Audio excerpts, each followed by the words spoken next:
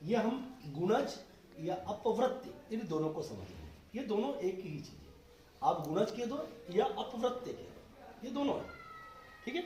अब किसी भी संख्या के हमको गुणज ज्ञात करना है या अपवृत्ति ज्ञात करना है। जैसे मैंने यहाँ लिखा 15, 15 के 3 गुणज ज्ञात कीजिए। या प्रश्न ऐसा आ गया हमारे सामने, 15 के 3 अपवृत्ति ज्ञात कीजिए। तो हम क्या करेंगे कि 15 का हम गुणा करेंगे प्राकृत संख्याओं में। तो पहली प्राकृत संख्या हमारी क्या होगी? 1। तो 15 में हमने 1 का किया तो 15, 15 में फिर हमने 2 का भी गुणा किया तो कितने आए? 30। फिर 15 में 3 का किया तो 3। हमने 15 के गुणज ज्ञात कर लिए, है ना। ऐसे अनंत होते, 15 चौक, 15 चौक, 15 5, ऐसे अनंत चलेंगे। हम किसी भी संख्या के गुणज निकालना है या अपवृत्ति ज्ञात करना है ना। यदि प्रश्न ऐसा भी हमारे सामने आ जाए कि हम ये लिखा 10, ये 10 के अपवृत्ति ज्ञात कीजिए 2, 10 के 2 अपवृत्ति ज्ञात कीजिए। तो फिर 10 में हम 1 का गुणा किया तो 10, 10 में 2 का किया तो 10 में 3, 40, 50, ऐसे अनंत। अब देखो प्रश्न ऐसा भी आ सकता है कि 15 के गुणज ज्ञात कीजिए, या ऐसा भी प्रश्न आ सकता है 10 के अपवृत्ति ज्ञात कीजिए। तो ये गुणज और अपवृत्ति दोनों एक ही चीज है, एक ही नाम है, गुणज या अपवृत्ति। अब हमारे सामने एक चीज और आई, ये देखो भाजक या अपवर्तक। अभी हमने देखा कि गुणज और अपवृत्ति ये दोनों एक है। अब यह भाजक अपवर्तक ये भी दोनों एक है। कैसे? अब यहां देखते हैं अपन।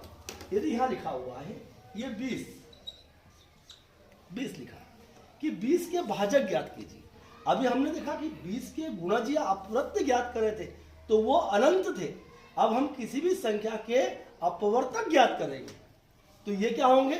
सीमित, है ना। जैसे हमको यहाँ पे 20 के भाजक या अपवर्तक, ध्यान रखना, भाजक या अपवर्तक ज्ञात करना है।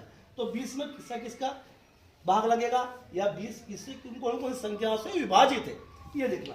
तो 20 किससे है? 1। ठीक है। फिर अतुल किससे होगी? 2।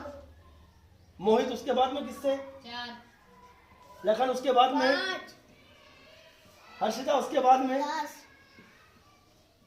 उसके बाद में अर्चना 20। देखो आप यहाँ पे ये 20 के भाजक है, ये 20 को विभाजित करने वाले संख्या है। ये 20 को 1 2 4 5 10 और 20 ये भाजक है किसके?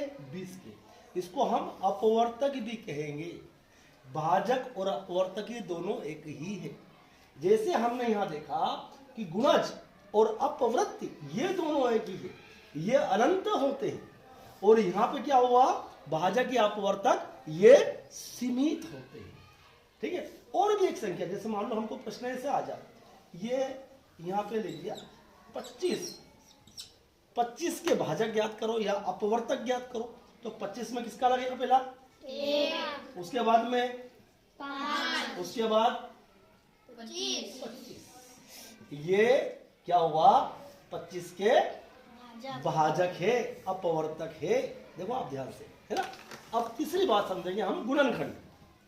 देखो गुणनखंड या भाजक यहाँ पे कैसे मिल रहे हैं इस बात को देखेंगे अपन, है ना। यहाँ हमने देख लिया ये गुणज, ये क्या है? गुणज। सीमित मात्रा में नहीं, अनंत है किसी भी, इसको अपवर्त्य भी कहते हैं। यहाँ हमने भाजक देखा, इसको अपवर्तक भी कहते हैं, है ना। ये सीमित मात्रा में होते हैं, है ना। ये कौन कौन संख्या है यहाँ? इसको 20 को विभाजित करते हैं, 25 को विभाजित, तो 25 को 1 5 और 25 ये इसके भाजक या अपवर्तक हुए। अब हम गुणनखंड देखेंगे, है ना। अब अपन यहाँ संख्या ले लेते हैं 30। क्या ले लिया हमने? 30। ये हमने 30 लिया, है ना। अब देखो यहाँ पे अपन गुणनखंड निकाल रहे हैं 30 के। क्या निकाल रहे हैं? गुणनखंड। देखो 1 और हम 30 का गुणा करेंगे तो कितने आएंगे? 30 आए 30। अब देखो उसके बाद में 2 और 15 का गुणा किया तो कितने आए? 30 आए। उसके बाद में हम किसका गुणा करेंगे? 3 और 10 कितने आए? 30। अच्छा उसके बाद में हम 5 और 6 गुणा किया तो 30 आ गए नहीं, है ना। और कोई संख्या है ऐसी?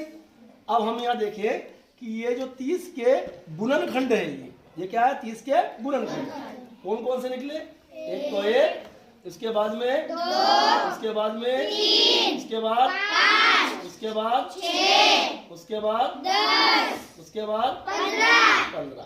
ये गुणनखंड है 30 के। देखो आप 30 और 1 का गुणा किया 30 आ गए, 15 और 2 का 30 आ गए, 10 और 3 का गुणा किया और 6 और 5 का गुणा किया। ये क्या है? इस 30 के गुणनखंड है। क्या है ये? इनको हम